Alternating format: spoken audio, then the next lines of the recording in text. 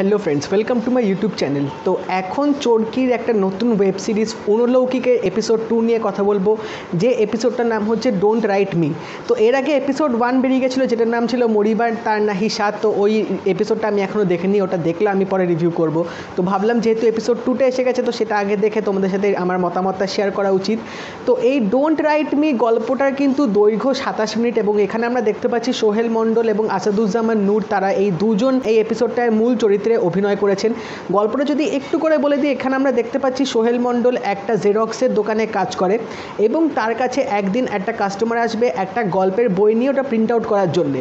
এবং গল্পের বইটা যখন প্রিন্ট আউট করতে যাবে, তখন তিনি দেখবেন এই বইটার মধ্যে একটা গল্প আছে, যে গল্পটা হুবহু তার লাইফের সাথে একদম মিলে আছে। গল্পে যে নামটা আছে আমিরের দিনরাত্রি, এবং সোহেল মণ্ডলের এখানে ক্যারেক্টারটার নামও আমির দিয়েছে, দুজনের নামেই কিন্তু সেম।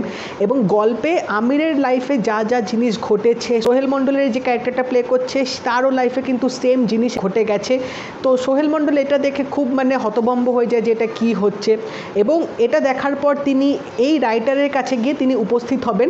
কারণ এই গল্পে আমরা দেখতে পাচ্ছি যে গল্পটা শুরু হলেও মাঝখানে গিয়ে কিন্তু গল্পটা শেষ হয়ে যায়।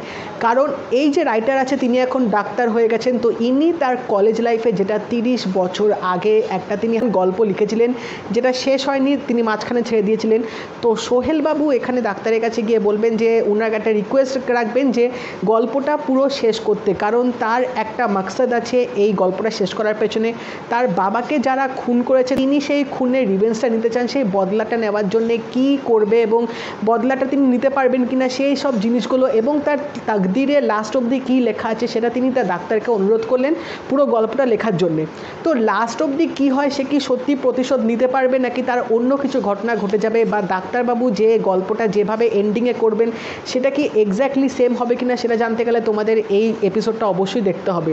তো ফার্স্টে যখন, আমি অনেস্টলি বলছি, ফার্স্টে যখন এই এপিসোডটা শুরু হয়েছিল এবং যখন গল্পটা এগোচ্ছিল, আমার দেখে হঠাৎ করে কেন জানি না একটা মারাঠি ওয়েব সিরিজ আছে সামান্তার, সেটার কথা মনে পড়ে যাচ্ছিল, কারণ ওটার প্লটটাও কিন্তু টু সাম এক্সটেন্ট সেম ছিল। বাট একটা চমক এখানে অবশ্যই আছে, সেটা হচ্ছে এই এপিসোডটা যত গড়াবে আমি বুঝতে পারলাম যে না, আমার ইনিশিয়ালি মনে হচ্ছিল, বাট সেই ধারণাটা ভুল, কারণ গল্পের এই থিমটা কিন্তু সম্পূর্ণ আলাদা, এবং লাস্টে কিন্তু একটা তোমরা মারাত্মক রকমের চমক পাবে। এন্ডিংটা কিন্তু ওপেন এন্ডিং এখানে ডিরেক্টর রেখে দিচ্ছে। তো এখানে কাস্টিংয়ের দিক থেকে যদি বলতে যাই, দুজন কিন্তু তুখর এখানে অভিনয় করেছে। আমার সোহেল মণ্ডলের অ্যাক্টিংটা দারুণ লেগেছে, এবং গল্পের যেভাবে 27 মিনিটে পুরো জিনিসটা একটা ডার্ক এলিমেন্ট দিয়ে এখানে আমাদের উপস্থাপনা করেছে ডিরেক্টর, সেটা কিন্তু খুব ভালোভাবে এখানে উনি হ্যান্ডেলটা করেছেন। এবং তাছাড়া ব্যাকগ্রাউন্ড মিউজিকটাও কিন্তু বেশ একটা একটা ডিপ টাইপের ছিল, যেটা এই এপিসোডটার সাথে বেশ মানানসই হচ্ছিল। কালার প্যালেটটাও কিন্তু অতটা ঠিক ঝা চকচকে বা লাইট সেই এফেক্ট এই এপিসোডটার মধ্যে ছিল না।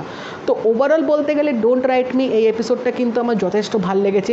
এপিসোড 1টা যেহেতু আমি এখনও দেখতে পাইনি, সেজন্য আমি জানি না যে দুটো এপিসোডের মধ্যে কোনটা বেশি ভালো, বাট যেহেতু এটা আগে আমি দেখলাম, এটা আমার বেশি ভালো লেগেছে।